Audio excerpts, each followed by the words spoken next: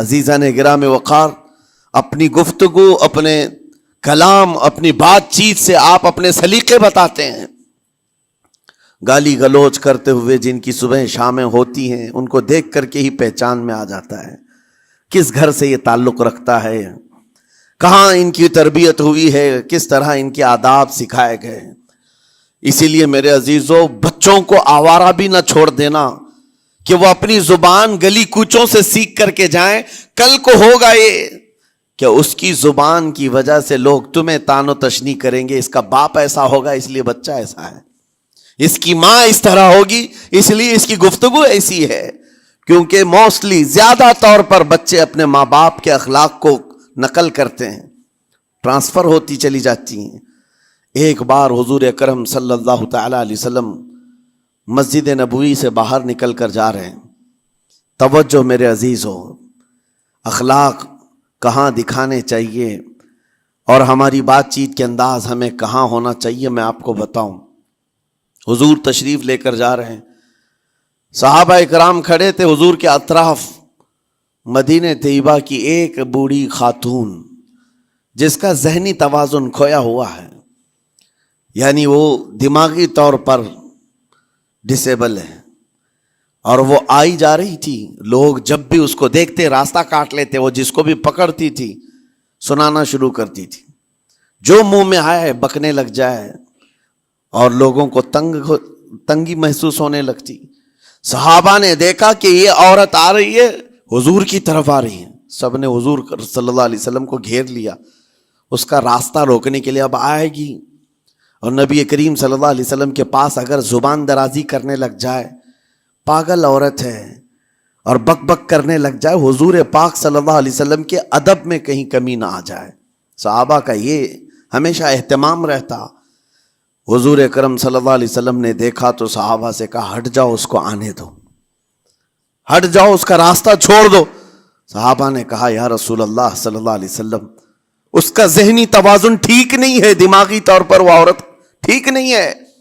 وہ آئے گی اور لمبی باتیں کرتی ہے، لا یعنی باتیں کرتی ہے، کہیں آپ کی شان پاک میں کوئی گستاخی نہ ہو جائے.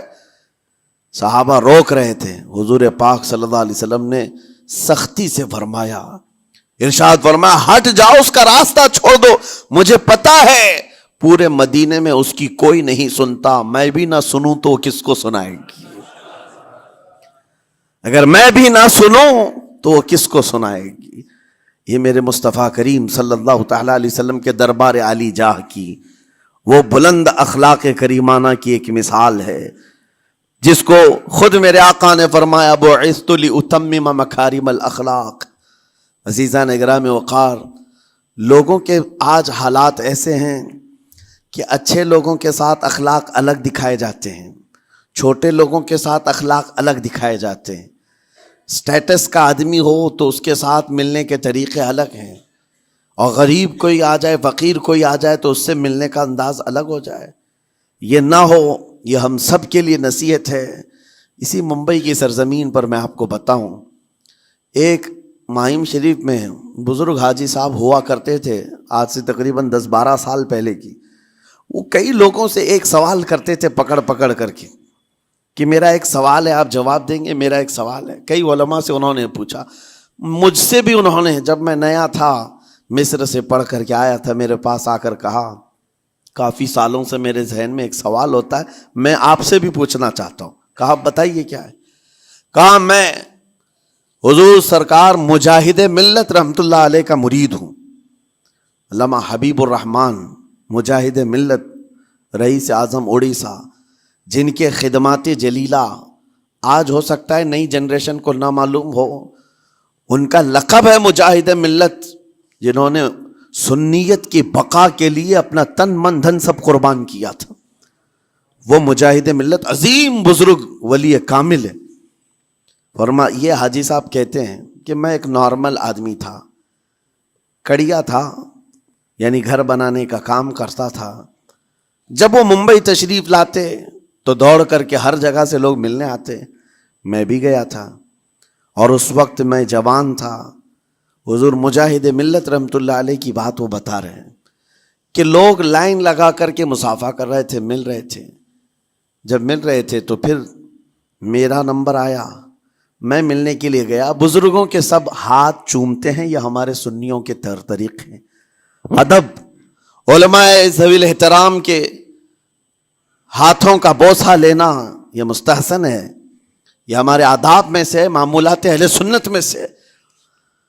تو جب سب لوگ ان کے دست بوسی کر رہے تھے، ہاتھ چوم رہے تھے، میں بھی قریب گیا، اور جب میرا نمبر آیا میں ہاتھ چومنے کے لیے گیا تو انہوں نے میرا ہاتھ لے کر خود ہی چوم لیا. وہ بزرگ عالی جاہ ولی کامل جن کو دنیا مجاہد ملت کہتی ہے، میرا ہاتھ انہوں نے چوم لیا. اور میرے اندر ایسی پشیمانی تھی کہ میں کیا کروں سمجھ میں نہیں آیا. میں ایک معمولی سا کڑیا، اور کہاں ان کا مقام کہاں میرا. تو اس کے بعد وہ اس بے چینی میں رہتے تھے کہ ایسا کیوں کیا، ایسا کیوں کیا، کیونکہ پوچھنے کا موقع ہی نہیں ملا. ایک بزرگ تھے، انہی کے خلیفہ تھے حضور مجاہد ملت کے، انہوں نے اس کا جواب دیا. میرے عزیزو کیا بہترین جواب تھا. حضرت مجاہد ملت رحمۃ اللہ تعالی علیہ یہ چاہتے تھے کہ ہزاروں لوگ ہماری تعظیم کرتے ہیں تو کہیں ہمارے دماغ میں بادشاہت کا خیال نہ آئے، ہم غریب اور فقیر کا ہاتھ چوم کر اپنے نفس کی مخالفت بھی کرتے ہیں. اخلاق کریمانہ دکھانے کے لیے اسٹیٹس والوں کے ساتھ ہی نہیں، غربا فقراء کے ساتھ بھی وہ اخلاق ہوں.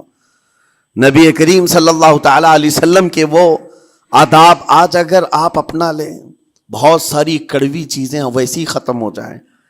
آج ممبئی کی سرزمین پر سب سے بڑا یہ چیلنج ہے بات کرنے میں.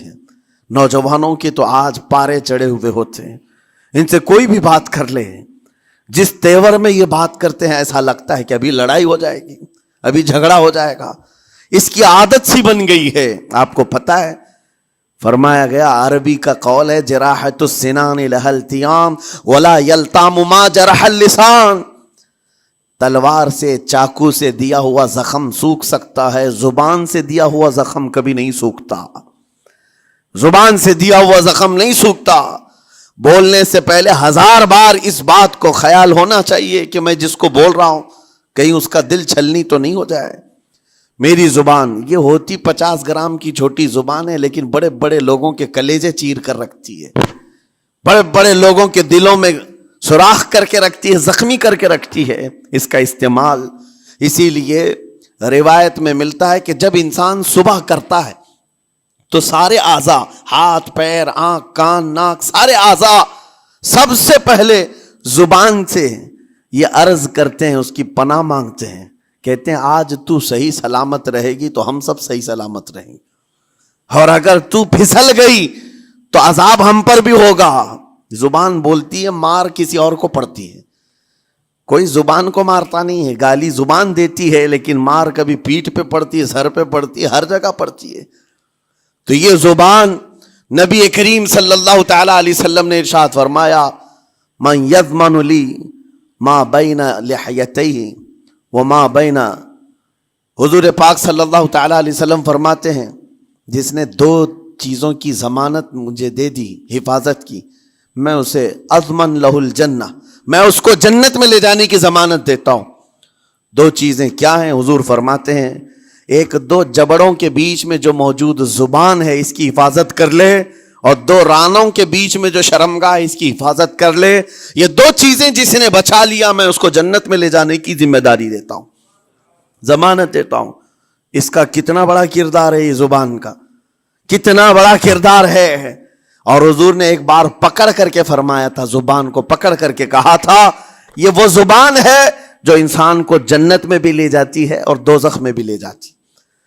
کلمہ کس سے پڑھتے ہیں آپ؟ لا الہ الا اللہ، زبان ہی سے تو پڑھتے ہیں، اسی کلمے نے آپ کو جنت تک پہنچایا.